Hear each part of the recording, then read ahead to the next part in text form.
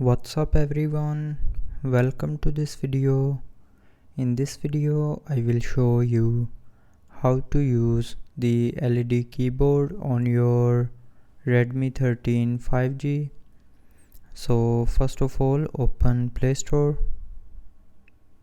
Now go to the search bar and search for LED keyboard.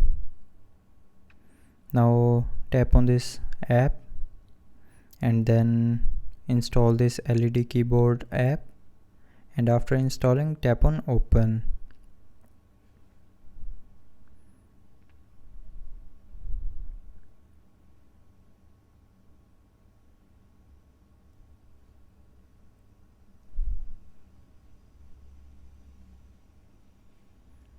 Now here tap on this arrow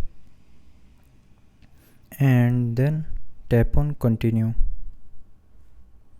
Now tap on allow to allow the permission and then tap on this add button. Now from here tap on activate LED keyboard. Now tap on step 1 and from here turn on the keyboard and then tap on OK to confirm. And then tap on step 2 and from here select LED keyboard. Now tap on OK, and now you can use LED keyboard on your phone.